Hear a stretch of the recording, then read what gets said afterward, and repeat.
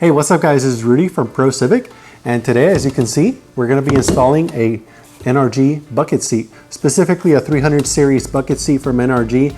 Now this process is going to be very similar on all types of bucket seats that you may want to install on a 9th gen Civic, but as far as some of the bracketry and components that you would use, it's going to be pretty much identical throughout all makes and models. So whether you have an 8th gen Civic, maybe some kind of an Impreza or anything like that, the process is very similar.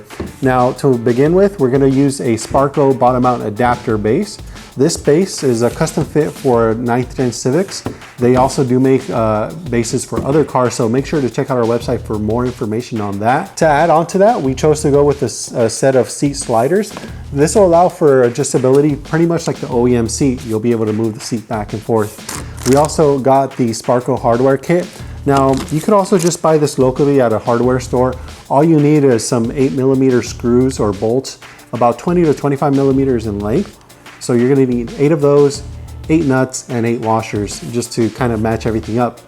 But some of the benefits, just to go over real quickly, of installing a bucket seat like this for a race vehicle is gonna be that you're gonna have a lower seating position. So for guys like me, I'm 6 foot tall, you know, I'm just average tall height, I guess you could say. But when I go to the track and you have to wear a helmet at the track, it becomes an issue with the stock seat. Your head might end up hitting the roof. So this will hopefully take care of that for us. Another thing is there's a lot of side support. So as you're going through the corners, you'll be able to not worry about kind of keeping yourself in place. The seat will do that for you. And lastly, this thing doesn't weigh much. The stock seat is maybe like 3 times as heavy as this one. So there's a big benefit to that as well. But overall, the installation should be pretty straightforward. So let's go ahead and walk you through the process and show you how to do this step by step. First thing we'll do is disconnect the battery and then wait at least 3 minutes before we continue working on the car. Having slid the seat forward as much as possible, we can now go ahead and take off these covers here for the rear mounting bolt of the factory seat bracket. I'm going to take off the carpet, use a non-marring tool, and gain access to the bolt. Using a ratchet with a 14mm socket and extension, we'll remove the 2 rear bolts.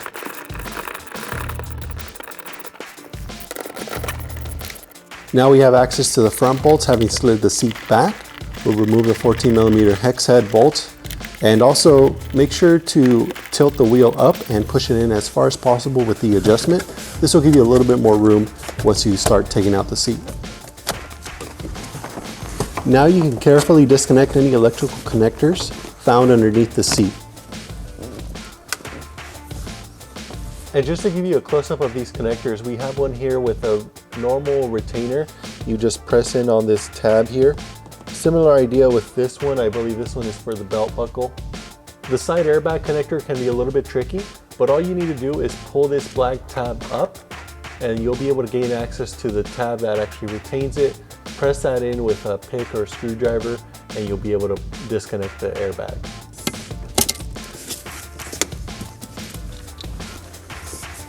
Now that you've disconnected the harness, you might need some help, but you just take out the seat and be careful not to scratch anything.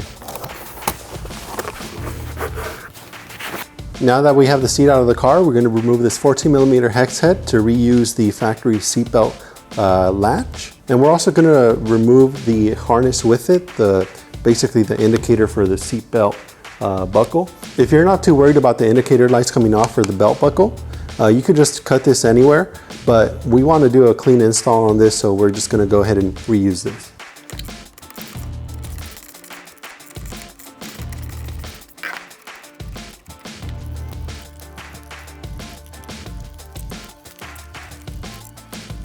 Now before we actually start bolting on the seat sliders and bracket together, we're going to check fitment of the seat base just to make sure there's no issues with that. This will prevent any headaches if by chance there is a problem. You won't have everything assembled. At this point, we're pretty much ready to assemble all the seat components. And to start off, I like to kind of check and see if the seat brackets, side mount seat brackets to the lower mount base are oriented the correct way. You might have to flip them, but you do so by just looking at it, making sure the slots are going to line up. Now once you've done that, you'll go ahead and bolt your sliders in place. And one way to know which way they're oriented, basically which way is up versus down, is by looking at the release lever. you'll be able to pull up on it. And obviously when you pull up, that's when you want it to release. So the bottom is gonna be on this side here. So I'm just gonna go ahead and assemble all these components using our hardware, 13mm sockets, and a 6mm Allen key.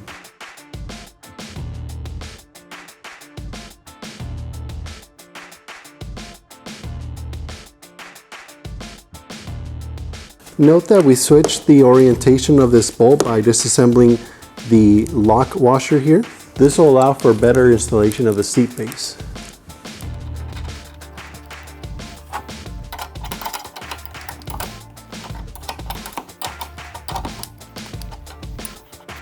At this point, we're ready to drop in the seat and bolt it down.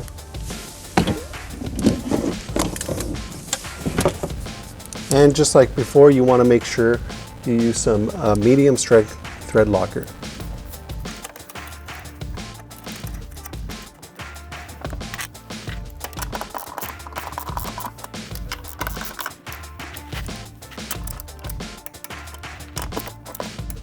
And that'll pretty much do it for our installation of the NRG bucket seat with the Sparco seat base sliders and hardware.